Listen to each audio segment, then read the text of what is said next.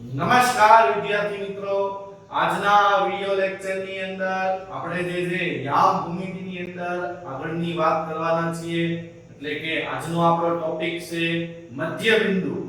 કે મધ્ય બિંદુના યામ કેવી રીતે યામ ભૂમિતિની અંદર શોધાય તેના વિશેની વાત કરીએ. તો આપણે હવે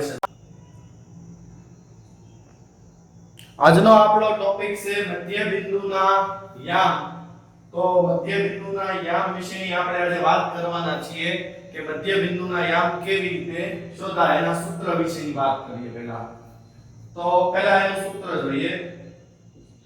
તો મધ્ય બિંદુની અંદર બે યામ હોય, x ના યામ અને y ના યામ. તો આપણે x ના યામની વાત કરીએ તો એનું સૂત્ર છે x1 x2 ના છેદમાં 2 અને y ના યામનું સૂત્ર છે y1 y2 ના છેદમાં 2.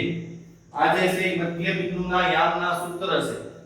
હવે જે છે એ આપણે એક દાખલા દ્વારા જે રીતે જોઈએ કે મધ્ય બિંદુના યામ કેવી રીતે શોધાય છે. તો શરૂઆત કરીએ તો પહેલું a ની અંદર જે છે 3,2 અને b ની અંદર જે છે આપણે -1,6 હોય તો તેને જોડતા રેખાખંડના મધ્ય બિંદુના યામ શોધો.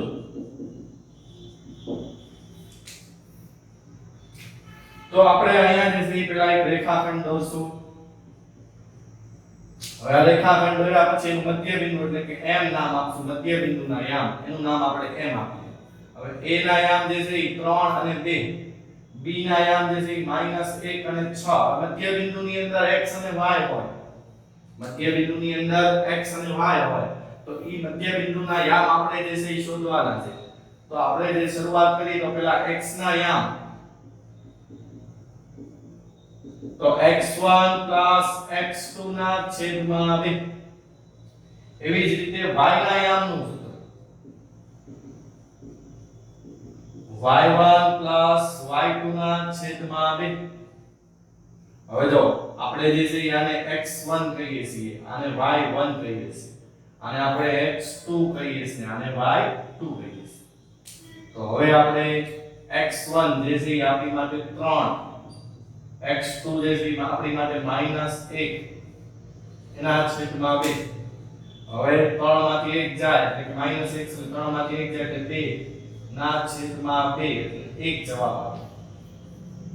એવી રીતે y નું જોવાનું. તો y ના યામ જે છે 2 અને 6 y2 એના છેદમાં 2 8 ભાગ્યા 2 એટલે 4. તો m જે છે મધ્ય બિંદુ છે, m ના મધ્ય બિંદુ x ના યામ 1 અને y ના યામ 4. તો આ જે છે એ મધ્ય બિંદુના યામનો જે છે એ જવાબ છે. હવે તમને સમજાવો કે આપણને આ જે છે MCQ માં પૂછવું હોય તો ડાયરેક્ટ જવાબ કેવી રીતે આપણે જાણી શકીએ.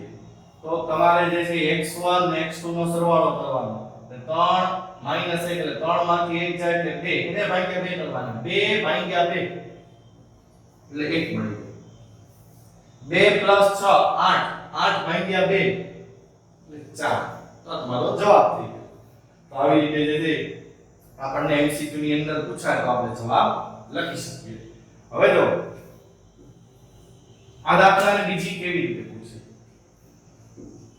a માં 3,2 અને b માં x, y ને જોડતા રેખાખંડ ના મધ્ય બિંદુના યામ x અને y હોય ને જોડતા રેખાખંડના મધ્ય બિંદુના યામ જોડતા રેખાખંડના મધ્ય બિંદુના યામ આપણે હવે જવાબ લખશું 1 અને 4. 1 અને 4 હોય તો b ના યામ શોધો.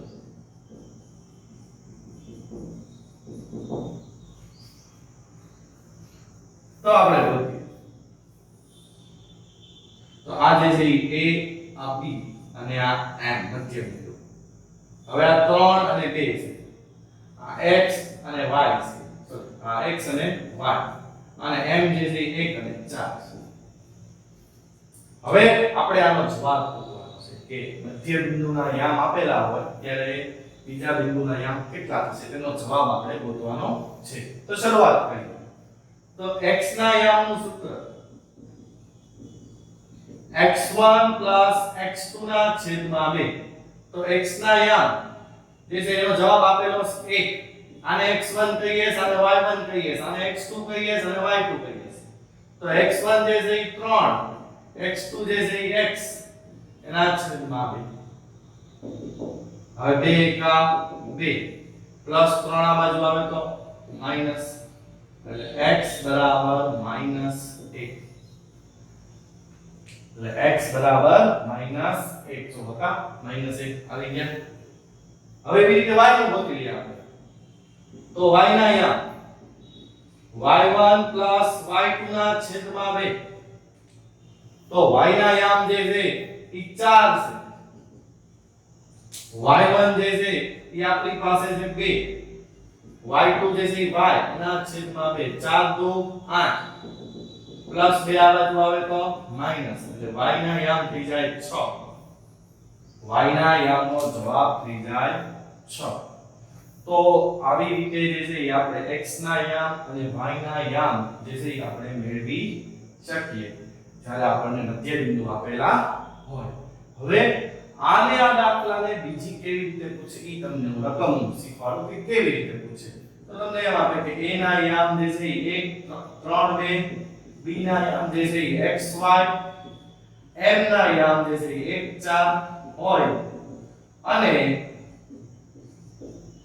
am બરાબર mb હોય તો b ના યામ શોધો હવે જો આનો આ સવાલ છે પણ એને આવી રીતે પૂછ્યો છે am બરાબર mb એટલે કે આનો મતલબ થાય આ a આ b am બરાબર mb એટલે કે m જે છે એ વચમાં છે એટલે a ના યામ 3 અને 2 હોય m ના યામ 1 અને 4 હોય તો b ના યામ x અને y હોય તો ગોતવાના તો આની આ રકમને જે છે એ બીજી રીતે આમ પૂછે તો વિદ્યાર્થી મિત્રો આજે જે મધ્ય બિંદુના MCQ અને 1 માર્કમાં સવાલ પૂછાય છે એવા સવાલ છે 2 માં 3 માર્કની અંદર આવા સવાલ ન પૂછાય હવે 3 માર્કની અંદર જે છે આ પ્રકરણમાંથી કેવા સવાલ પૂછાય છે તેના વિશેની આપણે વાત કરી આપણે આ દાખલાની વાત કરીએ તો AB એ વર્તુળનો વ્યાસ છે વર્તુળનું કેન્દ્ર 2, -4 છે અને B બિંદુ જે 1, 4 હોય તો એ બિંદુના યામ શોધો હવે જો આપણે પહેલા એક વર્તુળ દોરીએ આ વર્તુળની અંદર AB જે છે વ્યાસ છે વ્યાસ એટલે વર્તુળના બે સરખા ભાગ કરે અને અહીંયા જે છે આપણે O બિંદુ એનું કેન્દ્ર નામ આપીએ હવે એની અંદર જે છે કેન્દ્રના યામ -2, 4 અને B ના યામ 1, 4 તો a ના યામ શોધો એટલે xy તો આનો મતલબ એમ કે આ મધ્ય બિંદુ છે આ બાજુ આ રેખા આ જે છે એ ત્રિજ્યા હોય આ એ ત્રિજ્યા હોય હવે આ જે છે એ એનું મધ્ય બિંદુ છે તો આપણે જે છે મધ્ય બિંદુના યામ ગોતવાના છે સોરી આપેલા છે એના આધારે આપણે આ યામ ગોતવાના એટલે હમણાં આપણે છેલ્લે દાખલો જોયો તો એ પ્રમાણે તો જો આની અંદર x ના યામનું સૂત્ર હોય x1 x2 ના છેદમાં 2 અને y ના યામનું સૂત્ર હોય y1 y2 ના છેદમાં 2 તો x ના યામ જે છે એ 2 થાય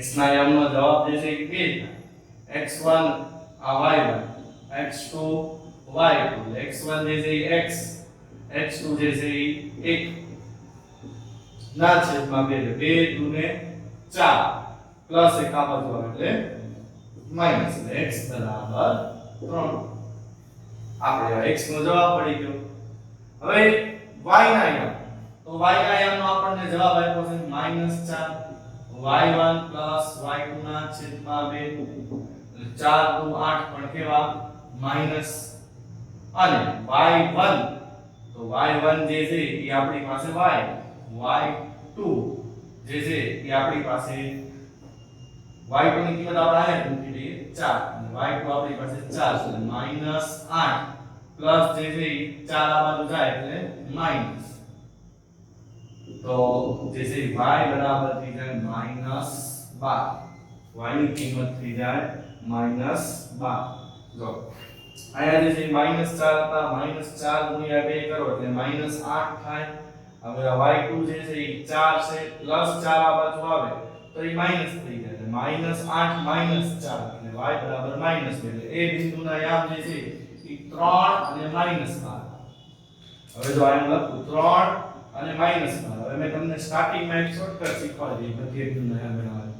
3 ને 1 કેટલા થાય તો કે 4, તો 4 ભાગ્યા 2 કરો એટલે જવાબ 2 આવી ગયો. -12 + 4 એટલે -8, -8 ના અડધા -4. તો આવી રીતે જે છે તમારે મધ્ય આવી રીતે રકમ આપેલી હોય જુદી રીતે એના આધારે મધ્ય બિંદુના યામ ગોતવાના હોય.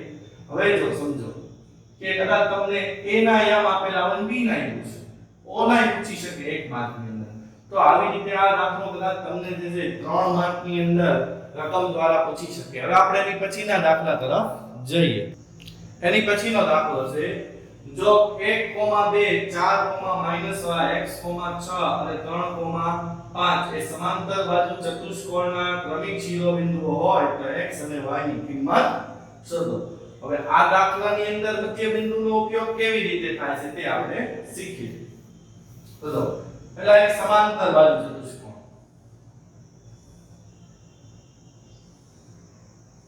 A B C D. હવે આ સમાંતર બાજુ ચતુષ્કોણના શિરોબિંદુ નામ આપી દઈએ. આને A નામ આપીએ, આને B નામ આપીએ, પછી આને C અને એની પછી આને D. હવે સમાંતર બાજુ ચતુષ્કોણના વિકર્ણ જે છે સરખા એટલે કે AC અને B. હવે જો આ બે જ્યાં છે ને ત્યાં આપણે O નામ આપીએ એટલે કે AC નું મધ્ય બિંદુ એ O છે અને BD નું મધ્ય બિંદુ એ O છે અને એ બે વિકર્ણ કેવા છે સરખા છે. તો AC નું મધ્ય બિંદુ O અને BD નું મધ્ય બિંદુ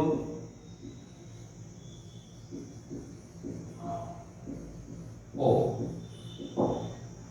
તો જો મધ્ય બિંદુના યામનું સૂત્ર x1 x2 ના છેદમાં 2 y1 y2 ના છેદમાં 2 x1 x2 ના છેદમાં 2 y1 y2 ના છેદમાં 2. આ AC ના મધ્ય બિંદુનું સૂત્ર, આ BD ના મધ્ય બિંદુનું સૂત્ર. હવે તમે જો રકમ કેવી રીતે મૂકવામાં આવે છે. પહેલા હું AC ની વાત કરું. અહીંયા હું લખું A 1,2 અને C x,6. અહીંયા હું લખું BD એટલે B જે છે એ 4,y અને D જે છે એ 3,5.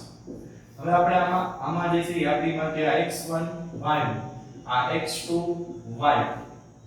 તો જો x1 જે છે એ 1, x2 જે છે એ x એના છેદમાં 2,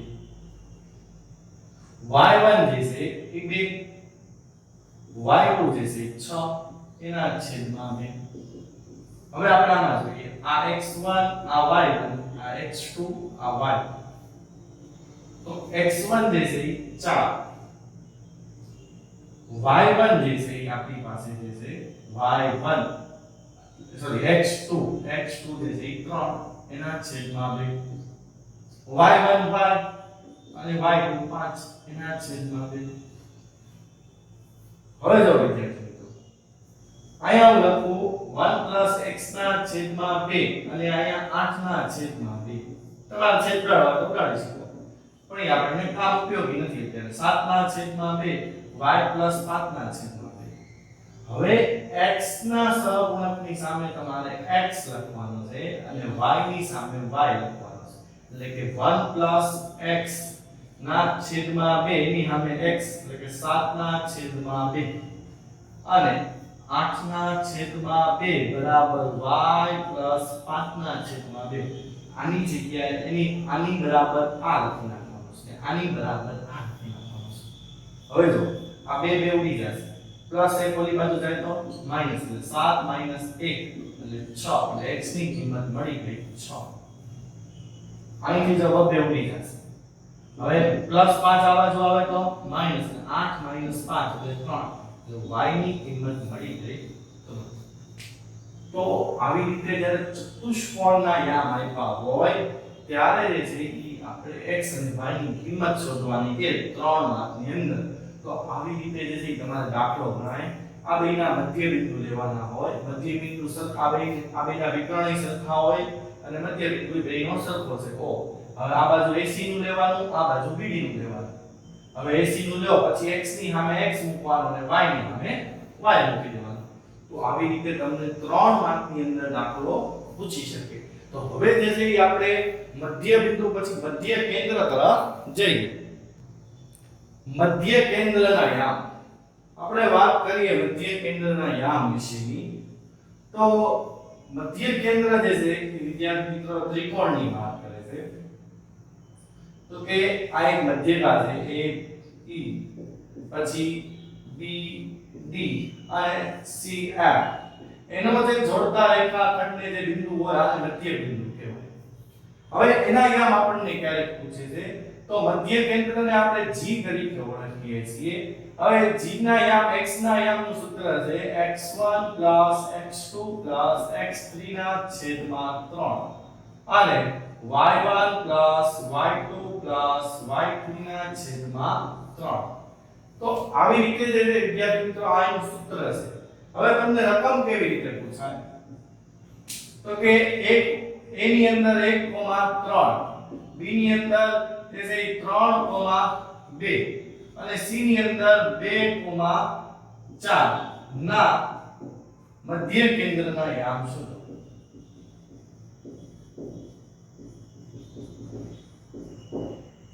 તો x ના યામ તો આને કહેવાનું x1 y x2 y x3 y.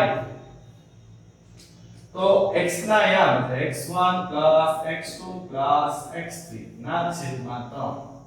y ના યામ y1 y2 y3 ના છેદમાં 3. તો x1 જે છે 1 x2 જે છે 3 x3 જે છે 2 એના છેદમાં 3 એટલે 6 ના છેદમાં 3 એટલે 6 ના છેદમાં 3 એટલે 2 આનો જવાબ થઈ જાય. એવી જ રીતે y1 તો કે 3 y2 તો કે 2 અને y3 તો કે 4 એના છેદમાં 3 એટલે 9 ના છેદમાં 3 એટલે જવાબ 3 એટલે g ના યામ 2 અને 3 થાય. તો આ જે છે એ વાત કરી મેં મધ્ય કેન્દ્રના યામ જે તમને 1 માર્કની અંદર પરીક્ષાની અંદર પૂછાઈ શકે. તો વિદ્યાર્થી મિત્રો આજના વિડિયો લેક્ચરમાં તમને મધ્ય બિંદુ અને મધ્ય કેન્દ્ર વિશેની વાત કરી. હવે એના પછીના વિડિયોમાં આપણે ત્રિકોણના ક્ષેત્રફળ વિશેની વાત કરશું યામ આપેલા હોય ત્યારે. હવે આ વિડિયોની અંતમાં તમને જે છે આના પ્રેક્ટિસ માટેના દાખલા મળી જશે. થેન્ક યુ વિદ્યાર્થી મિત્રો.